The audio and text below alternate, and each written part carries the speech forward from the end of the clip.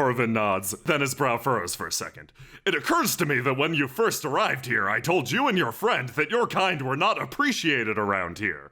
Which of us were you referring to? We had some, just for clarification, and also to totally lord it over everybody. Which of us were you referring to? Both of you, of course. Both being... Both of you! You and the other one. I narrow my eyes at Horvin. What? Well, I guess that ultimately doesn't matter. Why are you so interested in paladins all of a sudden? Are you considering naming yourself one, becoming one? I'm pretty much already one, Horvin. Congratulations. In case you hadn't noticed. Thanks. On the same topic of naming myself a paladin, or already being a paladin, do you have any information on bindings or... You could also call yourself a shaman. I like that better. That sounds cooler, yeah, right? It does. See, yeah, exactly. Oh, it sounds way cool. Don't get me wrong, I'm totally for recognizing paladins and what paladins stand for, but shaman sounds just way radder. Exactly. So congratulations, Horvin extends his hand. Shaman?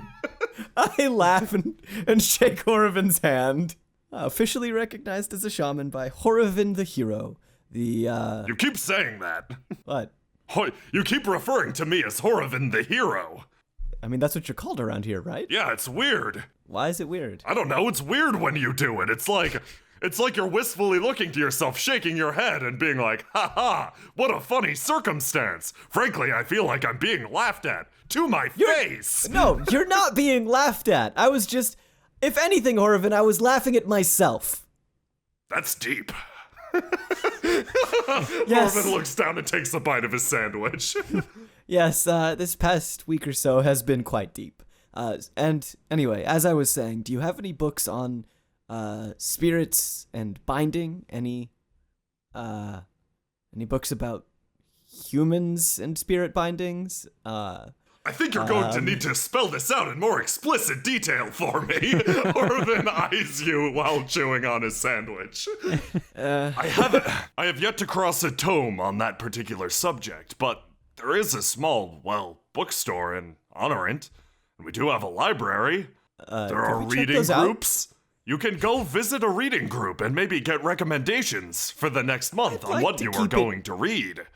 I'd like to keep it private. That reading group is extremely confidential and thorough. Thorough, confidential, regardless of... You should go along. I've never brought a +1 before. All right, fine. We can go, but not for spirits and humans. But the library and the bookshop sounds nice. I'd like to keep that matter kind of private until I know more about it. Huh? I don't know what else to say on that, Horvin. Like, what? What are you looking for? What don't you understand? No, I'm not looking for anything. It's you who is looking for a point to cut off what you're saying. Horvin stares at you. I shrug. I don't know what else to say. That's that, I guess, on that subject. Excellent. I fidget with the plate. Good. Horvin continues eating. So you said something about going to see Jin.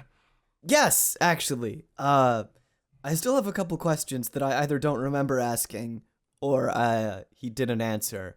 Specifically, why the Zeth attacked and why it was so interested in that seal. That is pretty interesting. Horvin continues eating. Shit. Also, have you seen Thog? I told him to leave, Who? but the guy I was talking to yesterday in that hut. Kind of over on Doesn't ring a bell. The other visitor that was here. In this black hair. You said you liked the cut of his jib? Oh, yes, of course, that man. I haven't seen him around, but I haven't really gone looking yet. I haven't seen him either. I'll look into that while you do whatever. Yeah, I'm... Frankly, I'm usually in and out in a single day. I'm getting a little restless. Oh, huh. Why, actually? I have things to do. Oh, I thought you meant in a bigger sense, like there was something. In a bigger sense, I have things to do. All right, sorry. Thank you. I'll go. I will leave. I thank Horvin for the food. Get up, push my chair in, and start leaving. Horvin finishes his sandwich. I put the plate. Where did he get the plate from? It's mostly like in a sort of discordant pile over near where you are. The plates are, well, they're roughly stacked, but all spotlessly clean. I gingerly set it near the pile. Thank you, Horvin. Yes, no problem. Thank you. I shut the door and leave. You walk outside. Immediately before you see the statue you commented on, well, last time. Oh yeah, I take a good look at the statue. So, like, this was Horvin's master, huh? You say to the iguana-faced man. I stare at the masked person for a minute before realizing there won't be a response. And then I turn back to the statue and kind of look it over. Any remarkable features? Anything? Top to bottom, the creature is humanoid in shape, yet has some distinctly bestial qualities.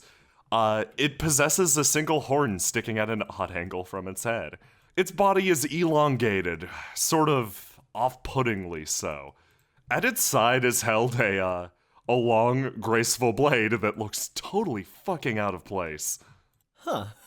And at the bottom you see the phrase Chiron of Lilies. Any other inscription? Nope. I nod at the statue and I keep going, heading towards wherever. As I reach the curtain of lilies, I realize I don't know where Jin is. I don't know how to ask anyone around here where he is. Through your head, as similar voice echoes, you're able to accurately predict the thought process of another human being just a few paces back. This is a moral dilemma. Do you go and search around town, too embarrassed to go back and ask for help? Or do you come back and totally intrude on hospitality once more? I head for the bath.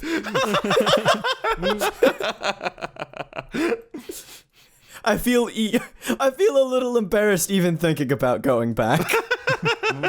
I head towards the bath. You anxiously head towards the bath. That doesn't pay off at all because you just casually see Jin strolling by. Oh, Jin! I was actually looking for you. Do you have a moment? You notice from his body language as you approach, he notices you well before he chooses to react. But as you get close, he suddenly acts surprised. Taken aback, he turns, stares at you, closes one eye, and cocks himself to the side. Oh, Aisling, I didn't see you there. Going for a walk at this time of day? I'm a little off-put by by what I noticed approaching, but eventually I straighten out. Actually, I was looking for you. I had a couple questions that I wanted some, I guess, reaffirmation on, since I don't really remember them last night. By the way, thank you for the fog apple extract. It's been a while since I've had something. In fact, I've never been drunk before. It was an interesting experience, to say the least. Oh, it's no issue. The ingenuity of humans must be cherished, explored, celebrated sometimes, and... I actually, I was lucky enough to come across a meager amount of fog apple extract in a place that, well, I guess I'm living there now. But yeah, I guess it was left by whoever was there before, and I've been slowly whittling away at it, savoring it over time. I've never had the chance to really indulge. It was a treat. Thank you. Come, walk with me. Jin places his pointer finger and his middle finger to his forehead, puts his hand out to the side. His upper body remains rigid, but his lower body begins moving forward. So, I silently follow behind. I once had it explained to me how such a wonderful drink can be made. The trick behind it is so subtle, most humans overlook the nuance. The nuance? Yes! With each passing year, each passing season, the intensity of the winter, the heat of the summer, the skin of the mother fruit changes, its flesh alters. Essentially, each brew is necessarily different from the last. You need to not only know the process, you need to know the fruit. Huh. I didn't know it was so intricate. That's really interesting. Why don't, you seem to be drawing a great deal of attention to the fact that it's made by humans. Do spirits make it? Jin slowly shakes his head. In many regards, this world despises spirits. What? That glorious fruit withers and dies when exposed to our radiance. He looks pained. What? What do you mean? Oh, so you mean that, like, spirits can't touch it or something? It's a very, very delicate process. We unfortunately ruin it with our mere presence. I draw my lips into a tight line, realizing I'm not going to get any more out of this this train of thought. Anyway, I wanted to ask, well, a couple things. I suppose I should start with one that's a little less, I'll just start with this. So, okay, Jin, I'm looking to, we spoke a bit about, how we are, in a sense, maybe not peers, but... I believe the term used was peers. Okay, you spoke about how we are, in a sense, peers. I'm trying to figure out how to reconcile that with also being a human.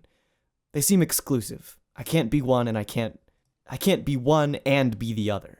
Jin's brow furrows for a split second, seeing your consideration. He places his hand on the tea house door, but seemingly reconsiders. He takes a few steps around. I follow? I peer around? There is a very nice bank of the river. He sits down and looks positively ponderous while staring off into the waters. I take a seat on one of the rocks as well. You notice that Jin has managed to position himself on the most throne-like rock with the greatest backdrop possible. He stands quite a few inches above you. Sun rays catching through his hair. The foam and glitter of the river kicks up around him. You can't help but feel he positioned himself this way intentionally. Yes. I can't help but feel like that. I can help myself from rolling my eyes, though, so... The reconciliation between two parts, it's not something I've ever faced myself. There was once an individual that I had to coach through a similar scenario, but Really? Yes. That was, Elaborate, that go was on. a long time ago.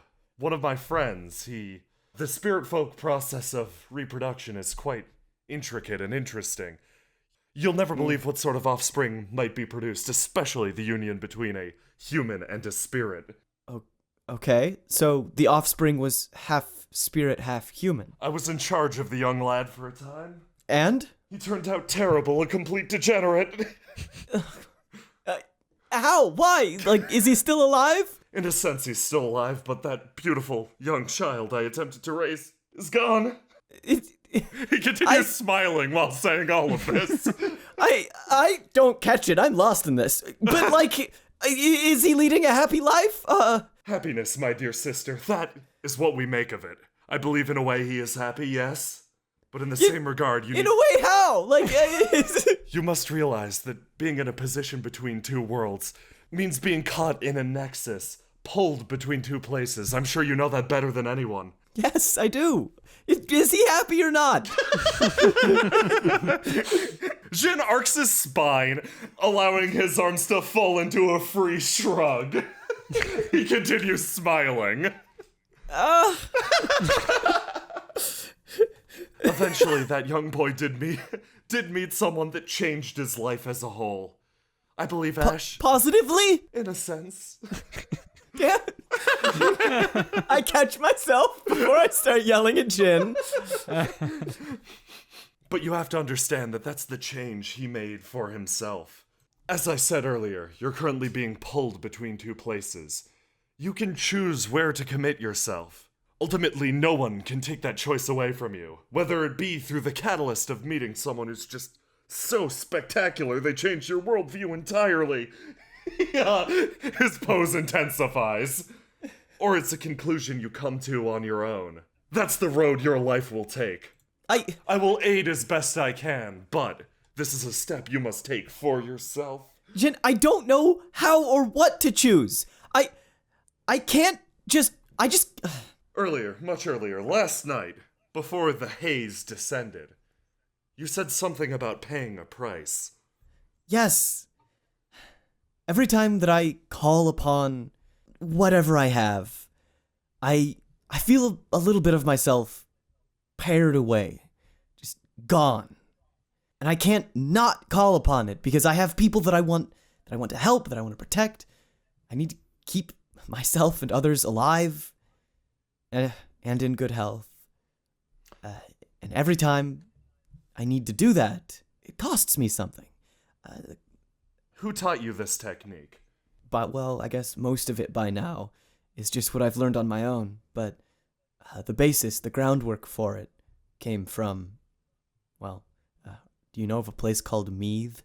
What if Jin's eyes remains closed but the other slowly opens? It watches you slyly. No, I've never heard of it. It's a horrible, shitty little island in the middle of nowhere. Sorry.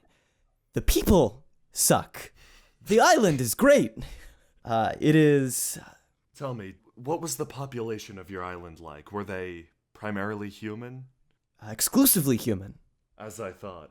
Jin nods very slowly. Concern seems to be the root of your problems. You seem to be concerned about your waning humanity. If you throw it all away now, well, maybe you could find happiness, contentment in the state you find. My shoulders sag a bit, but that's exactly what I'm worried about. I don't want to keep using it. I don't know what'll happen if I keep using it. Who's to say I'll find contentment? What do you believe will happen? Something horrible. Why is that in particular? Because of the way it feels. Does it feel that way because of the power itself, or because of the way you use it, or perhaps the people you use it on? I open my mouth, but then close it, and stare down at the ground in consideration. He shrugs and shakes his head. Why am I spending this energy on others when the wounds will simply return? Why am I wasting it on trivial mistakes that should be easily avoided? You experience and you see the spirit folk's everyday conundrum. He points. Telvillian's tear works as a perfect example. Why should a spirit folk suffer endlessly for the sake of the very humans that drove it to its death? Ash, from the very beginning, we've been a chaste, exploited people. You have to understand that. What can I do then? How do I help people without... I don't know, Jin. Well, first and foremost, why is helping people so important? Because I care? Caring. That's an interesting concept. Do you care for the people of this land? I care for the people I know. That's as far as it goes, because beyond that, it's just... I can't understand it. I don't understand nebulous concepts like everybody or the world. I get my people. I understand that. I understand the people that I've formed bonds with. I care about them. And can you care for them, protect them without using this power? Not always. And in the same regard, do you resent them for driving you into using this power? Yes, sometimes.